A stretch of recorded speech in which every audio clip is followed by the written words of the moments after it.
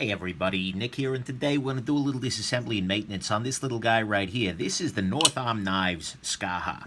Now, first off, just to highlight, action right now is perfectly centered. The tent is just incredible, and so everything's roughly good to go, but I do want to take it apart, clean it out, and see if we can improve maybe a little bit the fall shut action. Because right now it's good, but it may be even greater than what we see here.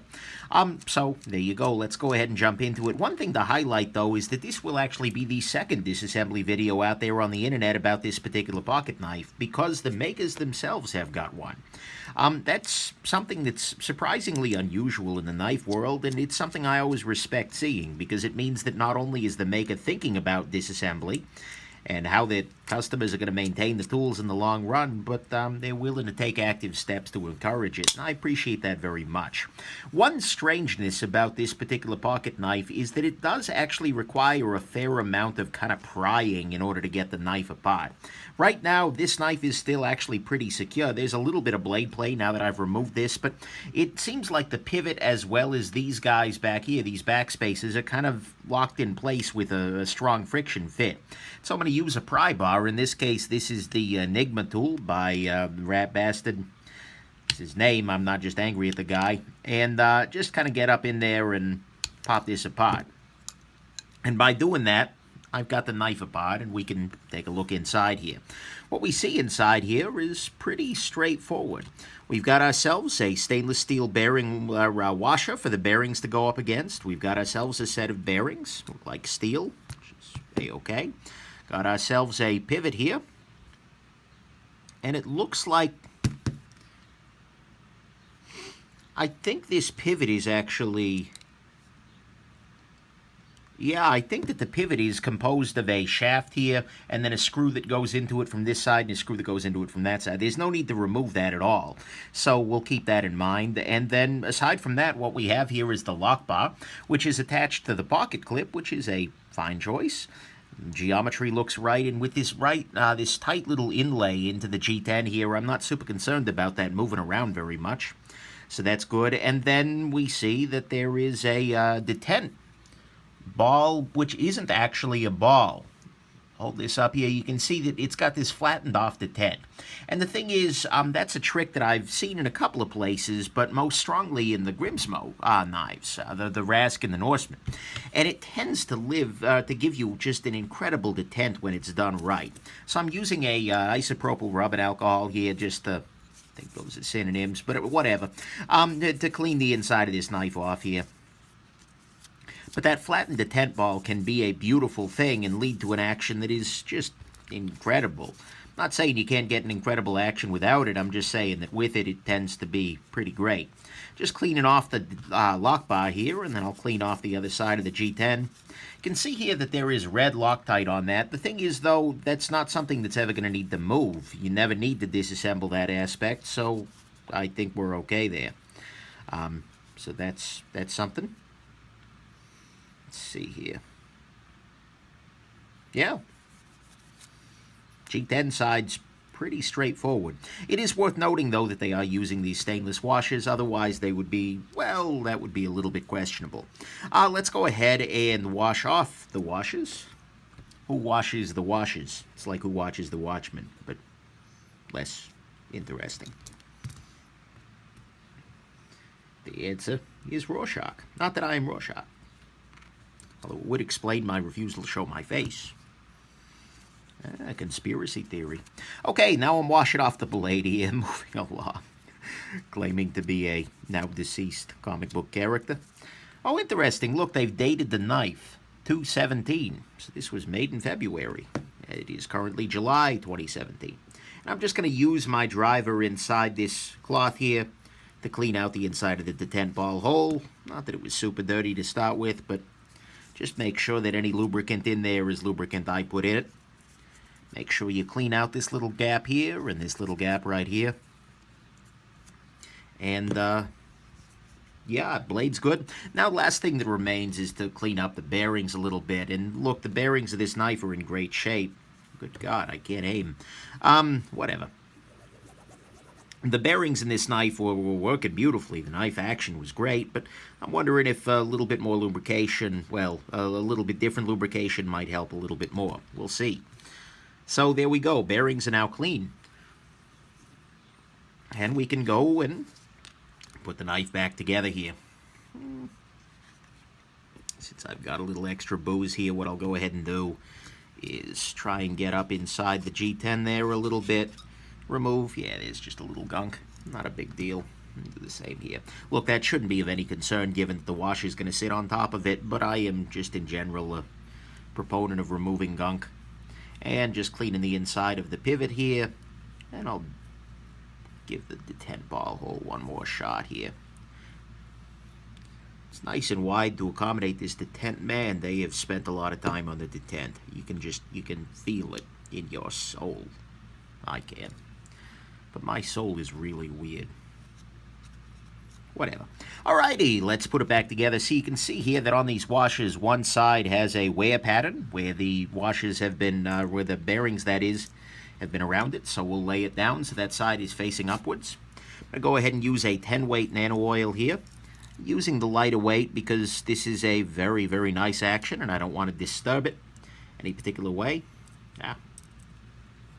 Now I'm going to take my little driver here and go ahead and just rotate this on there to spread the lubrication around. It's like spreading the love except with lubrication. That didn't come out right. Moving along. So I put a little bit of lube on the detent ball as well as put a little on the detent track here. One other advantage slash maybe disadvantage, I don't know, I'm not a mechanical engineer, to this flat detent ball here is that it, I don't know, it may slide a little bit more easily along the bottom of the knife. Doesn't dig in for sure, but you can see they've spent a lot of time on that and it really does show. Actually, just disregard that. That may not make much sense. There's a larger area of friction or something. Alrighty. Sliding that around here. Hashtag not a brilliant man. Or maybe, who knows. And then again, we're going to put the line side up here as we put this washer back on there. There we go. And making sure there are no parts left out, we'll go ahead and put the body of the knife back together. Again, with the pryability aspect of it, it's a little bit less than ideal. I suspect that'll get better each time you do this. But I kind of prefer that it was a little bit more free putting in there and that it's being held together mostly by screw. But I guess this does have the unintended or maybe intended consequence that if one of the screws falls out, you're probably not going to notice for like 6 months. Which is good, I guess. Probably not. Whatever. Using some Loctite here. Come on now. Just a little bit of blue Loctite. And go ahead and slide this in here. And actually, I'm just going to make sure that the other side is Loctited just because of that same phenomenon of you're not going to notice. One thing to highlight, perhaps, is that the inside of this is very open, very flow-through-y. And so this is actually a knife you could probably get away with more readily. The bearings are very accessible from the outside world, etc. So you could probably get away with not disassembling this guy very often. Which is okay. Well, actually, it's good. I shouldn't... I like disassembly, but if you don't, this is going to be okay there.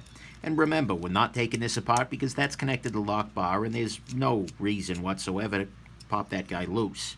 Again, I'm just putting a little extra Loctite on this guy in the back here. There we go. Pop that in there again. Okay. Now we go to the pivot here. Pivot, like I said, is T10. Let's go ahead and, as I recall, yeah. This is not free spinning. There is a screw on either side there. So you can see some, oh, interesting. You can see some evidence of a red Loctite used on that pivot. That's, frankly, a little bit frightening to me. What it probably, although I see none on the other side, and so what that probably means is that they've tried to basically make it so that you never have to adjust this half of the pivot. And that's fine. That makes sense to me. They wanted to make it fixed on one side. But, you know, red Loctite is permanent-ish, but not always. So I'll just tighten that down as much as I can here. There we go. And I gave it plenty of blue stuff. And we'll go ahead and a little less on this side. And drop that in there. Did I just swap those around? I may have. Well, luckily it doesn't matter. All right. Whoa. Holy I can't say that word on YouTube. Holy Look at that freaking action, guys. So that cleanup was... that cleanup was cool. The reason I'm freaking out at the moment, and I really am, is that at the moment this knife has just gone from being drop shot-ish to, oh my god, finger guillotine. Like, this is on the level of $600 or $700 custom knives of Shiragorovs and whatnot. Between the... Holy crap, guys. This action has just gotten incredible. So this was the best cleanup ever. I mean, it went from being great on the detent to... There's no blade play. There's... Holy crap. Well, this is like a Grimsmo action right now. I am even more blown away than I was previously. But it's done now. This knife is really, really good to go. And they did benefit a great deal from that cleanup. So, wow, that's just great. So there you go. I hope this has been interesting. Probably a little bit of a sneak preview of the review. And, oh boy, holy crap, that freaking action is incredible, guys. And dead scented. And all right, I should just go do the review now. Hope this has been interesting to you, and have yourselves an absolutely wonderful rest of your day. Bye now.